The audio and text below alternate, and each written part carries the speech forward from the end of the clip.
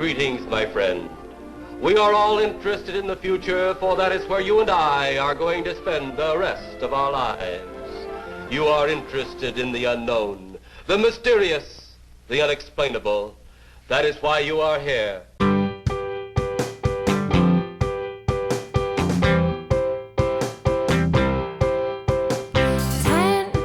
minutes left. Yeah, but there's still some time. It's not the final score. We need more than the numbers we're given. Show us you live and breathe the game. You're more than a name. That's what we came for. We can bring you more than the score. Every story. Let's take this thing off of the field into the real world, away from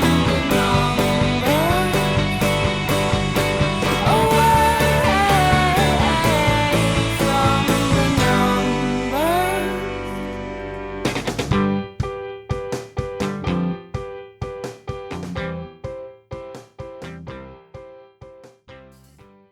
Hello and welcome to episode 279 of the AFTN podcast.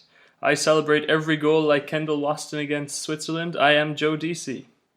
I'm joined by the voice of TSS Rovers and UBC Soccer. He falls over more than Neymar does. It's Gideon Hill. That is true. That is very true. When I opened the door today, Gideon, it was unnecessary for you to just hold your face and go down.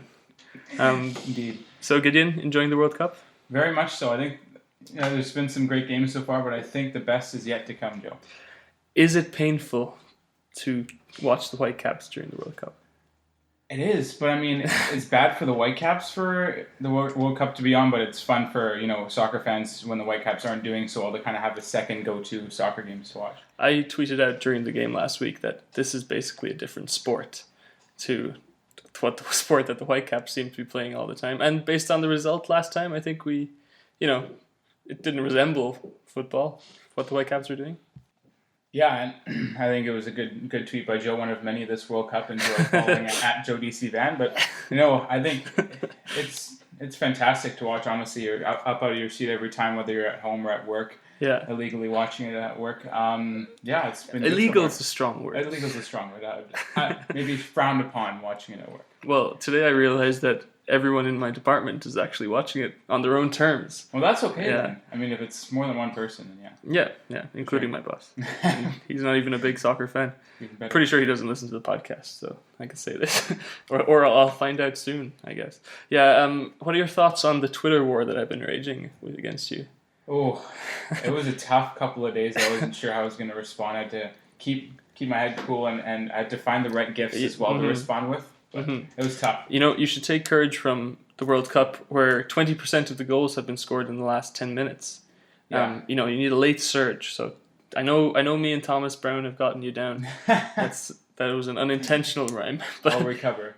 I'll pull a Spain from Morocco. So many upsets today. So just for people listening, today was the day that Germany got knocked out. Hope you weren't watching that game later, Gideon. No. Okay. No. It was incredible. We'll spend some time. It's the World Cup. It comes once every 4 years. We'll talk about the World Cup for a bit. And a lot of your amazing questions this week are World Cup orientated as well. So we'll spend the first part of our show talking about that. Let's treat it like the opening question and complete the sentences that we usually do. So Germany today, incredible. There's games that you watch and you're like, no way. Half an hour before the end that a goal isn't going to come. And that was one of those games today. Yeah, funny enough, work started it early today, so when I got on my break, I hadn't checked Wi-Fi at all, so I turned on my Wi-Fi, and all of a sudden, I get 7 Twitter notifications. I wonder what happened. Sure enough, Germany beat South Korea. To double check, I checked 4 different sources, including the FIFA website. Sure enough, 2-0 final, right? You thought it was a mistake? I thought it was a mistake, and I was like, no way. Actually, the first goal went to VAR, so some websites for that, VAR, Twilight Zone period, didn't have it at 1-0. I forget why they went to VAR again. Just so much. Oh, I think. There was an offside, but it actually came off a Germany player. So there was a lot of confusion going on. And let's spend a moment on VAR. We've been used to VAR. We've had it for A year and a half? Yeah, it's been around that long. A year, actually, yeah. I guess so. Personally, I don't like the MLS flavor of VAR. The red cards are too fast to come, and sometimes something should be reviewed, like Altidor's goal in the MLS Cup final last season, and it doesn't happen, right? I'm a fan of the World Cup VAR, though. What are your thoughts on that? Yeah, and I think one thing that I saw today is that they have the same crew pretty much for every game for the VAR in their situation room. So I think that kind of adds consistency. But, MLS is just so different from the World Cup. It's not the first thing the MLS would have implemented badly. Yeah, from the World game. And that's surprising. FIFA's done it well. They've talked about it for a few years now. They led up to it. People know it was going to happen, and they smoothly transitioned into it. There's been criticism in the world press for it, but I don't think you can point too much of the blame. Like, it's the start of this system, and I think it's done a lot more good than it's done bad so far. Like, you want goal calls to be right, and a couple of penalty ones have been iffy, but better than being missed completely, right? Yeah, and I think for people that watch soccer, back in the old days before technology, stuff like that, they'd be a little bit frustrated that this has kind of made its new regime here into the world in MLS. But I think it's worked out fine. There hasn't been much. There's been a couple of iffy calls, but again, now that everyone, like the broadcasters and the referees, are all on the same page, it just makes for a smooth transition. I think it'll just take... It's mainly English commentators that are having a hard time, or the English press, I guess. It just takes one call to go England's way before they completely change their minds. What are your feelings on the AFTN World Cup fantasy draw, I guess? I am a little choked with Argentina. Are you as choked as Zach is, who was on 4 points for the season? I feel for Zach right now. I so do. Inside scoop. Okay, this is unknown to anyone except me and Zach. He messaged me before the draft that we did, and asked me for the price of one bottle of Coke if I could not pick Germany. Oh, nice. And Germany only won one game. There you go. So you worked out in your favor. Yeah. And then in the next round, I messaged him asking him not to pick England, so we ended up equaling out. But I think I came off better in that transaction. The standings as of yesterday. So Michael McCall leading the pack with 40 points. Steve Pander, 3 points behind him. I'm 6 points behind Steve. Nick is 4 points behind me, and then Nick is 3 points ahead of you. And Zach is 20 points behind you on 4 points. Yeah. No, there's no way he's coming out of that. I would say you never know, but I think most of his teams... I think if his teams have only won 4 games collectively, that means they're not making it to the next round either, right? I forget what the point scoring system was, but it's not looking... It is. I just picked teams that I liked and basically went for it. Let's go to some questions, because we had some really good World Cup related questions. We have 2 Whitecaps questions that we'll go to a little bit later in part 3 when we discuss the Whitecaps. Let's start with this one from Taylor D.A. Steven at TDA Steven on Twitter. He says, discuss a World Cup of tournament favourites, i.e. Germany, Argentina, France, looking very mediocre and undeserving of advancement versus a bunch of middle powers, too good not to be contenders. So England, Belgium, Croatia, that second tier, I guess, of international team. And they look like the best side. Is this going to be an outsider World Cup? Let's define outsider first.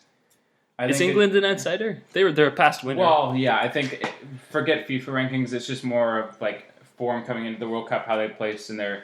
Yeah. Well, some teams manipulate the FIFA rankings. Yeah. By scheduling friendlies. There's a couple of teams. Poland are famous for doing that. Yeah. That's why they're a seeded team. So FIFA or the Coca-Cola rankings or whatever you want to call them. He's correct. I agree with him in the first part where the big teams have been underwhelming, particularly Germany and Argentina, if you can call them big teams. Like Argentina barely qualified, right? Yeah.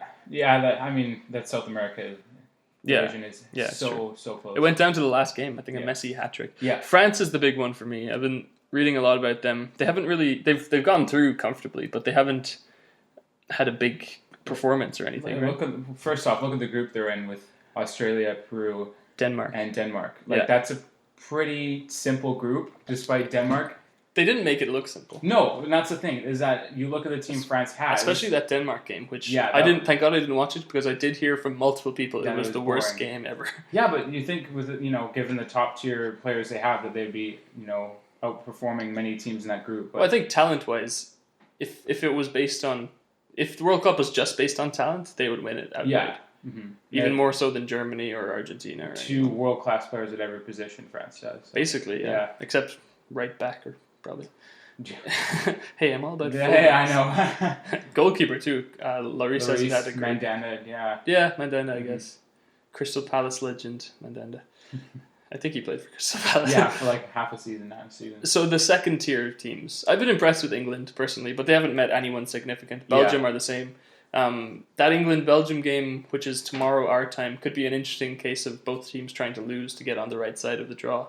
Yeah, I mean, England, Tunisia, Panama, those are 2 pretty simple games. Again, they didn't really look a whole convincing against Tunisia, but obviously the Panama game was the one they needed to, kind of show themselves. But Harry Kane bringing it home and all that. Croatia, I think, are my pick going forward. They're gonna do some damage in the round of 16 and beyond. But in the Euros, they were huffing and puffing the same way, but they didn't make anything happen. But they have the quality. That's the thing. Maybe it's about momentum now. Like, in a weird way, if Argentina played Croatia right now, it would be a different game to the first game because of momentum is so important in the World Cup, right? That's a big one. We've had a question about the Republic of Ireland, my hometown.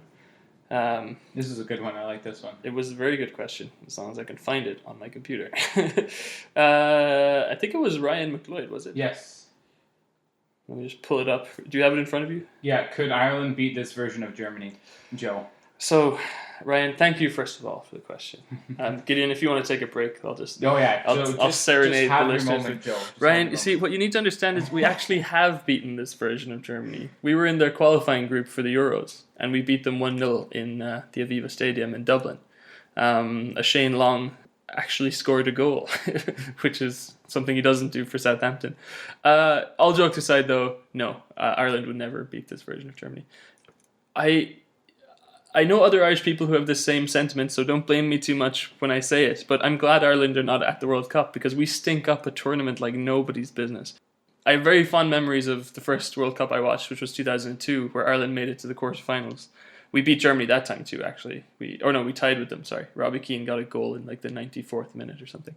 But Ireland are just not a good tournament team. In the Euros, we made it out of the group because we beat Italy, who were already through, and we're just not fun to watch. Jonathan Walters is our best striker, for God's sake. John O'Shea only just retired from international football, so that just a few weeks ago was his testimonial game. Ireland is one of those companies that needs an overhaul of their philosophy because we either live off of the odd good defender that we produce or a half English player who's not good enough for the English team. So yeah, hope that answers your question, Ryan. I just depressed myself a little bit talking about Irish soccer. You looked a little sad. A tear has come to my eye. It's not water. Do we have another World Cup question, Gideon? Let's have a quick look. There's what percentage of Brazilian fans do you think actually have Brazilians? I believe that's a rude joke. Is it? I'm not quite sure. So, okay. From Michael McCall at AFTN Canada. Let's ignore that one. It's his show, so yeah. How will the English-speaking world cope with the Swiss-Sweden matchup when 3/4 of them think they're the same country? Now, Gideon, I was going to plan a game where I would list a name and you would have to tell me which country it was from. Oh. But first of all, I didn't have time today at work to do that. And also, the Swedish ones all end in something ist, usually, like Granqvist. And, yes. I think they're cast. Sun, yeah. Eriksson. Yeah. They've been fun to watch in Sweden. I love that Granqvist, their centre back, is their penalty taker. He's 2 goals already in the World Cup. Yeah. They're fun. They're just solid. They're a solid team. They're a good team back to front. Yeah. Good goalkeeping all the way up to striker Berg. Yeah. Berg is a nuisance value. Amazing, closing down and all that kind of stuff. Let's spend a little bit more time on the World Cup, and then we'll move on to Whitecaps stuff. We'll transition down several gears to Whitecaps. Your thoughts on? I mentioned earlier that one side of the draw is going to look a lot easier than the other side of the draw. As of today, on the left side, because that's the page I'm looking at, is Uruguay, Portugal. These guys are playing each other. France are playing Argentina. Brazil is playing Mexico. And then the other 2 are undecided. It'll be the winner of Group G against the runner-up of Group H. On the other side is Spain, Russia, Croatia, Denmark, Sweden, Switzerland. I know which side I'd rather be on. It's the side, especially for the 2 groups that haven't decided yet. like if I was England, I would want to be the runner-up, be the runner-up in my group so that I could play Sweden or Switzerland in the quarterfinal if I beat, Japan, Colombia, or Senegal, whichever one of those teams. Which will more than likely happen. Yeah. Yeah. But it all comes down to that one game of England-Belgium. I don't recall this ever being a thing, like, trying to be on one side or the other. Like, sure, you could meet Russia or you could meet Spain or Croatia in the semis, but by the time you're in the semis, I guess you're playing a hard team anyway, right? Well, yeah, and I think you look at the other side with Uruguay, Portugal, France, Argentina, those two just jump out at you as world Brazil powers too. Right there. And Brazil, I haven't even got to that. Brazil, Mexico. Brazil would be the quarterfinal team that, if they beat Mexico, that you would have to play to get to the semis, right? Like, it's kind of a path of least resistance thing, but then there's the whole logistics of how do you send your team out to lose a game. It could even come down to the fair play thing. So you're telling your players to intentionally get yellow cards. It could be hilarious. I'm looking forward to that game. I think it's the late game tomorrow. But then, long weekend, 4 days of doubleheader knockout games. Yeah, that's going to be exciting there as well. And Saturday, Sunday, Monday for me, and going to be all about soccer. Yeah. And no sun, just Sunday. Sunday would be the Whitecaps. Let's not forget about that. That's true, but kind of why we're have time to recording. get to the stadium after the 11 o'clock. What time is the Whitecaps game? 4. Okay, it's Canada Day too, so yes, exactly. They have a Canada Day celebration planned, I believe. We've had a question about that too. We'll get to it later. Yeah, that's a good question. Go ahead. Yeah, it is a good question. I think we can get pretty deep into it. Before we go on, though, the town hall meeting was yesterday. We're saving that for Sunday's show because I don't think either of us were there. And Michael has a lot of information on that and a lot of exciting news. So tune in on Sunday to listen to that. But now it's time to talk MLS. Yay. All right. We'll go straight to Colorado, I guess. Second from the bottom in the Western Conference. Oh, it feels so dirty talking about MLS after talking about the World Cup. They've lost 3 of their last 5. They did win their last game. If I could figure out who it is against, that would be nice, wouldn't it? They beat Minnesota 3-2, so not a spectacular result, I guess. Spectacular for Colorado because they won a game. It is, which is an achievement. Minnesota are all right too. Like, they're not doing too bad this year. They seem kind of stop and start. Quintero's added a lot to their team. Oh, to be big fair. time. Yeah. We talked a lot about that when we were previewing Minnesota. Colorado, Gideon. What can we talk about? Disappointing is the first thing. Yeah, Anthony Hudson, their coach. Yeah, 3-5-2 is their formation. When we talked about the preview on the other 2 games, we talked about their team, the signings they've made, and the signings haven't done anything. And that's one thing you look at. And another one is, where can you get results to end the season on a high note? There's a lot of tough games coming up for them. Are they already thinking about saving a wrecked season? I don't think so. It's only June right now. Coming into July, this is this busy time, quote unquote, on MLS. There's some Wednesday, Saturday games, which really can be good for some teams and bad for other teams like the Whitecaps. And I think Colorado have a good chance to move up the standings in the next few games. But right now, they just need to kind of regroup and get back on the front foot. Is Tim Howard still the worst goalie in the league? You know what? I'm considering it's not him, but I wouldn't know who to choose for. He's certainly not on the top 50%. And he should be with his salary and his pedigree, but he's a DP, right? Yeah. Whitecaps' interest in former player Declan Wynn, 3 at the back. I wasn't too impressed with him last time he played against the Whitecaps, but then again, I guess the only one that really stood out for me was Price in the midfield because he's such a combative midfielder. I just like watching someone like that.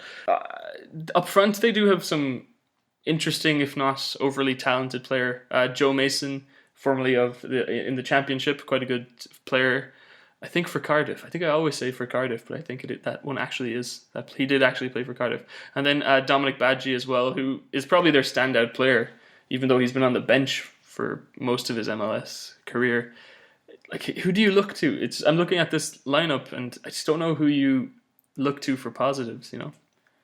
I think Yannick Boley, the guy we talked to, who they signed from, I think it was China. He's been good coming off the bench and starting when Badji isn't having a good game, which is good to have 2 strikers that can kind of play off each other. One can play better when the other one doesn't. But Yeah, you're right. There's not much to look forward to in this team besides, Wynn, who likes to get forward, but he's playing as a center back. Like, it's just players not put in the right positions to find success. I think they traded for Sam Nicholson from Minnesota.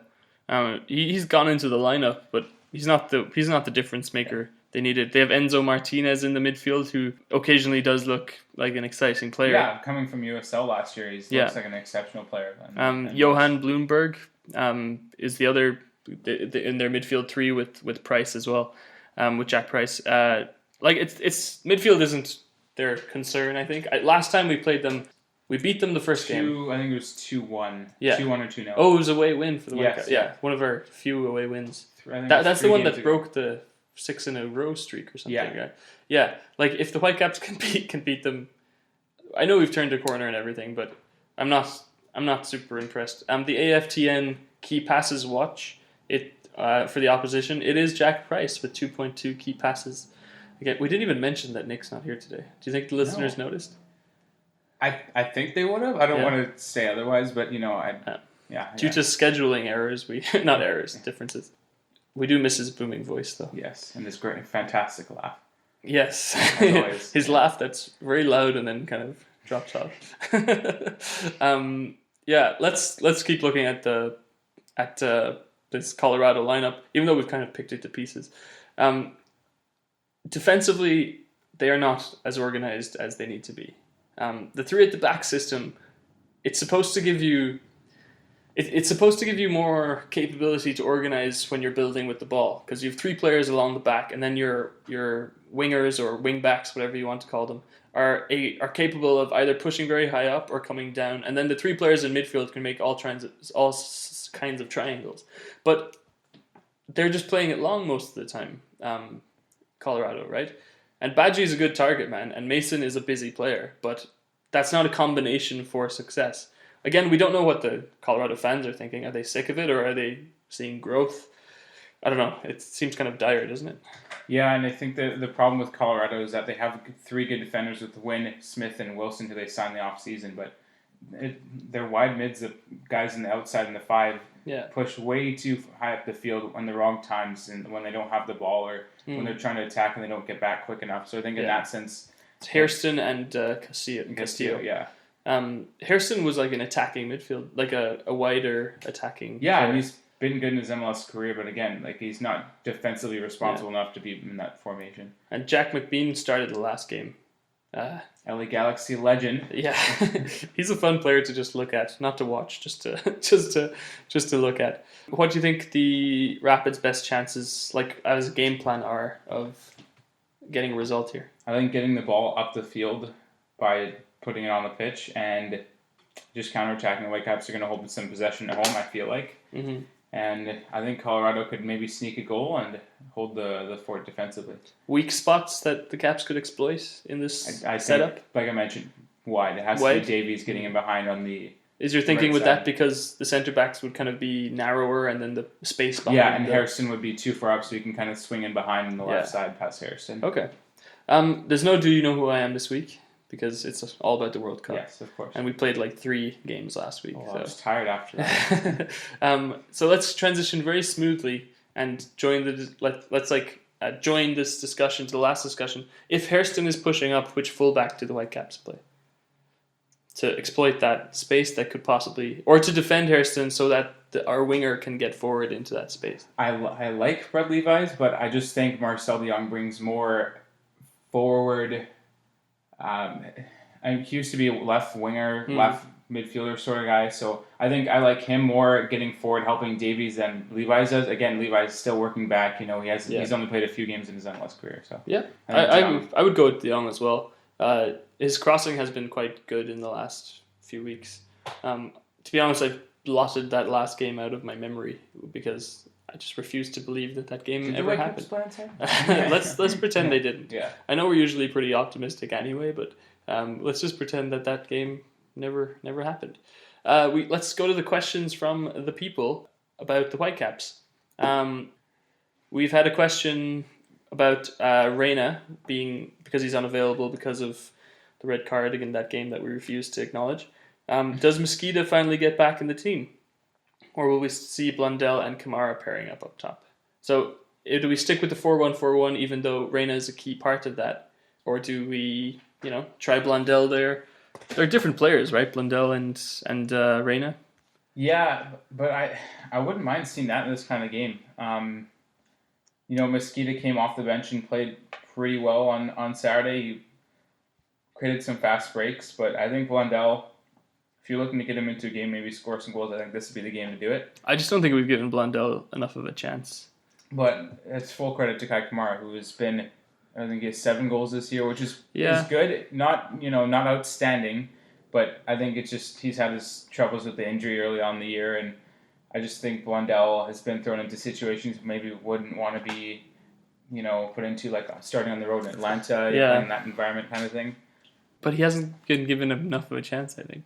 Yeah, and a 1 goal for Blundell doesn't really show his... No, like Kamara does a lot of good things, but there's also things that just drive me crazy, like him not getting into the box enough. Like when we need a goal, we need a target man in the box. It's been the case for the Whitecaps too many times over the years that they have no one to point crosses to, right? And Kamara was supposed to be that guy, but inexplicably sometimes he comes out for a couple of touches in the near the sides of the field, and like that's not why we have a target man, right? Yeah. If we're playing 2 strikers, we want one of them in the box. The other question about suspensions that we've had is Jose Aja is out now. I don't think Waston will go straight back in, will he? The Whitecaps tweeted out, welcome back Waston to BC Place. Yeah. I'm assuming that's probably like in a suit and tie.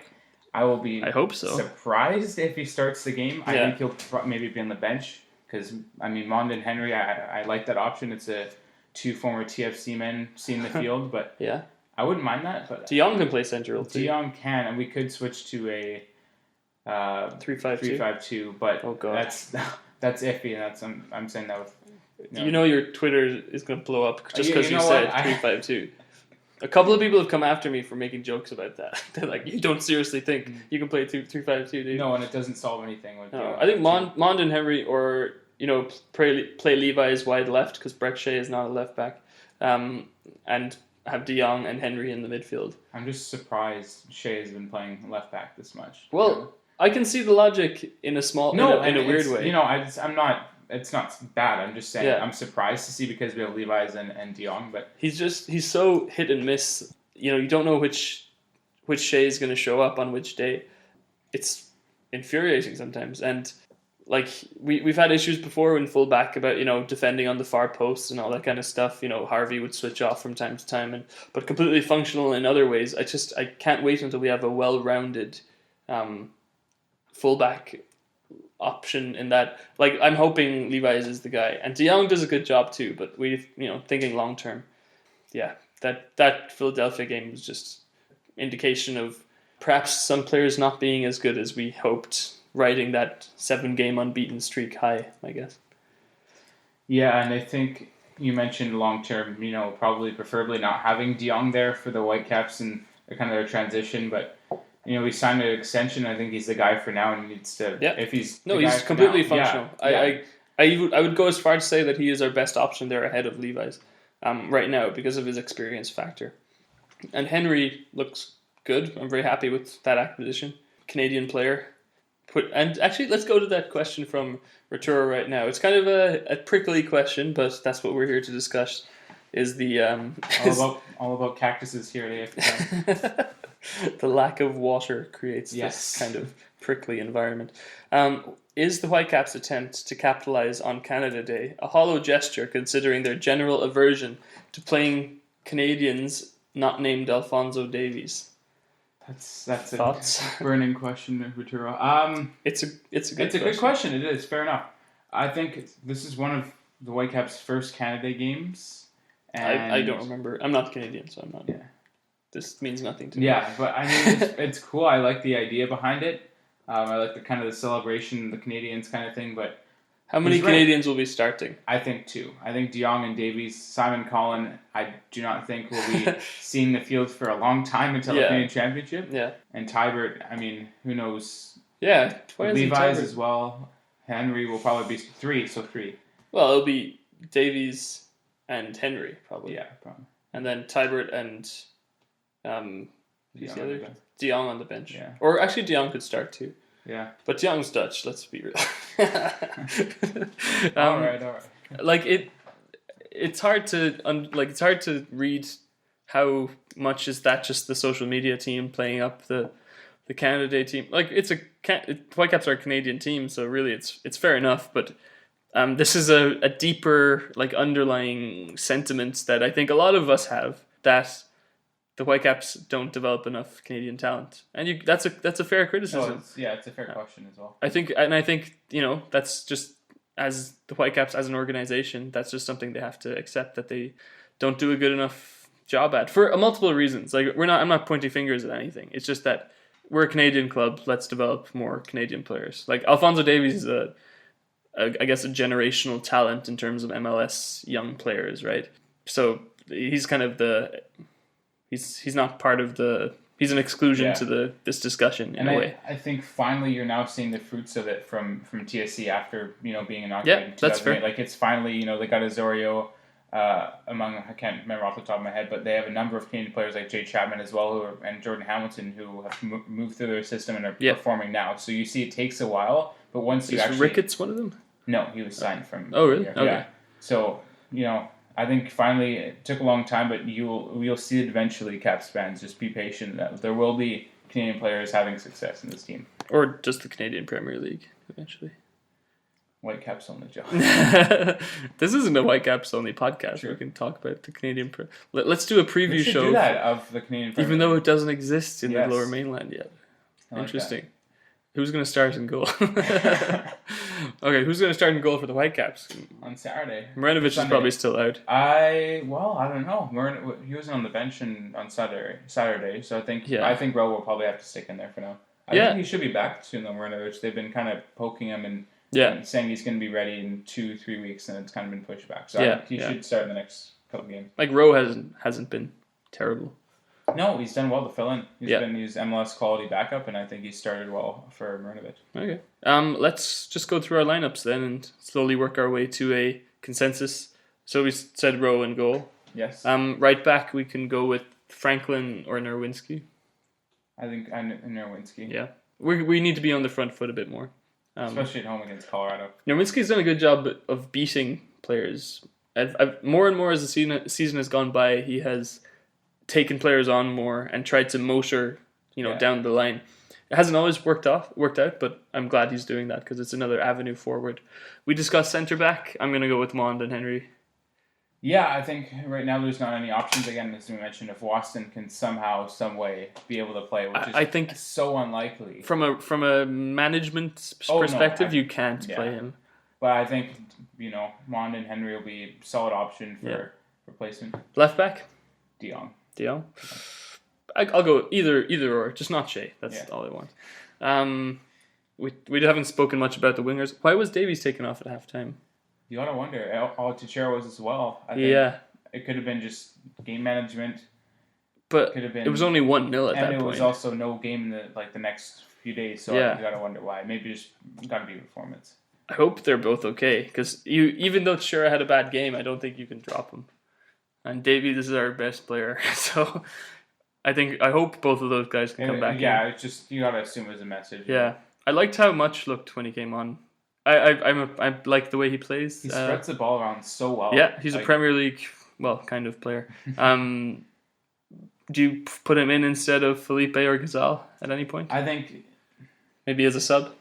Maybe he's a sub. Not starting. I mean, he performed well, but that's when Gazal was out, and I think Gazal needs to be in there alongside. We'll get to that. What are your thoughts on Felipe becoming a staple in this team? I think it was expected. If we traded Tim I Parker. didn't. Tybert was playing so well when he came in, and Tybert wasn't even on the bench in the weekend. Yeah, but I'm not saying he's been playing badly. In this these last few games for the Whitecaps have actually won a couple of them. Felipe has been a big reason for that. Yeah, and as I said, the Parker trade.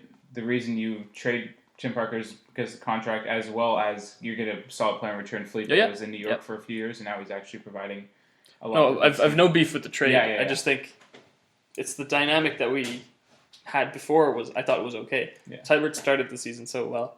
I'd just like to see see if Tybert is still a good fit for the. Could be Canada Day start. You never know. Could be. But that again was when we were playing in like the 4-2-3-1, and now we're playing the 4-4-1-1 or 4-2-2, which doesn't allow for 2 DMs. No, and we don't need someone connecting the flanks as much. Like when you play a 4-2-3-1, as well, my understanding of it anyway is that one of the defensive midfielders is there as both a shield for your centre backs, and also to come get the ball and be able to connect the attacking left winger with the right attacking winger. That Tybert is perfect for that. Yeah, Felipe is a different player. He's more central, more about going down the middle, and it's not a bad thing. He's more dynamic than Tybert, I feel like. Absolutely. Going forward, he's 3 times the player that Tybert is. But Tybert has some qualities that Felipe doesn't have, namely defensive awareness and closing down. Tybert's exceptional. But that's not Felipe's weak point. No. Either. Yeah. And Tybert has a work rate also that Felipe doesn't have. So I'm surprised that Tybert isn't seeing more minutes there. Yeah. But then again, I'm watching from the outside. There could be some intangible qualities that we don't see. Gazal beside him, I'm okay with Gazal being there. Yeah, Gazal has to start. Yeah, just a bad game, I think, on the weekend. Everyone had a bad game. Yeah, I was going to say, you can't blame one player. Yeah. Kamara stays in the team, we assume. I think you have to with Reina gone. Oh, yeah. Attacking-wise, Davies brings a lot, but he needs that, extra body for him to support. Mosqueda is a obvious choice to come in for Reina, who's suspended. What would you... I'm just pitching this. What about playing Much there instead? I wouldn't mind that. Or you play Much where Felipe is and move Felipe up. And that people don't really look at it from that standpoint, is that Much can be an AM and a DM. Yeah. And I think he deserves a shot. Maybe not replacing But Felipe would be a better attacking midfielder. He would. And why don't we play Kamara with Felipe as the guy, like the shadow striker? I wouldn't mind that. That would be good. Frustrated for Blondell, obviously, but it's just hard to play 2 strikers with 2 midfielders to hold that, to connect those passes. It's going to be about Blondell's attitude as well. How professional is he going to be? If he just has to wait for his chance and take it when it comes. He's been okay when he's played. I honestly don't. I think he could even. He's played better than some starters have that we've seen, right? Yeah, so it's going to be Canada Day. Do you think it'll be a fun game? I think it'll be a Canada Day win for the Caps. Yeah, it would be nice to play a Canadian team on Canada Day, wouldn't it? But the MLS doesn't care about Canada. No, but then again, you take away the Canada Day celebrations from the other teams when that happens. That's true. I wonder if all the Canadian teams have home games that day. Maybe not. That's too coordinated by the... I could look it up. Prediction on the score? I'm going to say 3-1 Caps. I'll go 0-0. Get out of my house. I'm just kidding. Yeah, I'm away from home today. Usually I'm the home team. Yes. Yeah. I'm going on Sunday, so hopefully, knock on wood, it's an entertaining game. I think I'll just rewatch a World Cup game instead of watching the Whitecaps game. Yeah, because it's an early 7 a.m. I'm surprised it's not an 8 a.m. But the World Cup games? Yeah. It's all 7 and 11 kickoffs from now on, which is fine. Yeah. I'm an old man now. We'll get up early. Yeah. What do we have next? Oh, prediction. You did our prediction game research. I did. So we have a couple of talking points this week. Oh, okay. Nick. Okay. Kamar goal did not happen. Which game was this for? The Philadelphia game. Okay. So 6 corners, yes, bang on from Nick. He's had a couple of crackers. Some strange one. That's which World Cup goal would you compare that prediction to? Jesse Lingard's stunner, or that was people don't give him enough credit. That was a nice, clean finish. Or was it more Quaresma outside of the boot? I think Lingard takes the cake on that one. And then second time in 3 shows he's predicted Ali Gazal 5 tackles. Joe, Nick, if you want to meet Ali Gazal, just let us know. I'm sure we can make that happen if you like predicting him. But he only had 3, so no. So Nick was 1 for 3. You had a Gaddis yellow, no. Oh, damn. Davies assist, Whitecaps didn't score. Yeah. But Aha had a red, but he didn't get a yellow. So I think we should give you the points now. But did I say yellow card or red card? You said yellow. Yeah, so that shouldn't count because he got a straight red. So you're 0 for 3. Yeah. I said Davies assist, no. Rowe 7 saves or 4 saves. He had 7. And then the Whitecaps hold 40 to 43% possession. They held 40.3. Okay. So I was 1 for 3. So season standings are Joe has 10, I have 8, and Nick has 7. You guys have pulled a lot closer. I was like double your score at some point. Yeah. We did not ask Nick for his predictions, but I'll ask him to text me them later. What's your predictions for this week, Gideon? Ooh. I think Edgar Castillo will have 4 crosses. 4 crosses. 4 crosses. I think the Whitecaps will have 7 corners because they like to have a lot of corners at home and not do much about it. And I think Alphonso Davies will score a goal on Canada Day. Oh, interesting. Very Davies-related prediction game. I think we both predicted a Davies assist last week. I'm going to go for England beating Belgium. No, sorry. Wrong a Dele Alli finish. I don't like Dele Alli as a player. I don't know what it is. He was a sub, I think, last game, or he's been, as good as we thought. He got Lingard kind of muscled his way into the team. Yeah. And Rashford is in there as well. He can play central. But that's my Manchester United bias, I guess. Let's see. I'm going to go for a Felipe goal because that's the way I roll. Don't know why I say that. Let's see. Jack Price yellow card. That's a bang on money in the bank. I think. And this is going to be a more intangible one, but a Tim Howard will be seen screaming on TV at some point. So he's gonna. I think we should get a counter on the timer on that one. I think. Okay, because it happens so many times. Okay. Let me rephrase it. Tim Howard will scream at his defenders in the immediate aftermath of the Whitecaps scoring a goal. Okay. Only goal? Because it happens, like I said. Yeah, let's go goal. Often. Okay, let's go goal. Fair enough. I think he yells so much at his defenders that's not even a prediction. So it has to be after a goal. And he'll have like a forlorn expression, and he'll have those wrinkles underneath his bald head and all that kind of stuff. And he'll clap his gloves like he always does. Exactly. Yeah. He's still the captain somehow, right? Somehow. It's unbelievable. It's in his contract. Like, no doubt about it. Well, that's been the World Cup number 2 edition, because we've done 2 prediction shows during the World Cup. I must say it's more difficult to do the prediction show during the World Cup. It is. Yeah, because there's just such good soccer on. It's been fun again. Gideon, yes, first time in your house. It's very nice. Yes. I consider it nice. Your paintings of naked people on the wall are very interesting.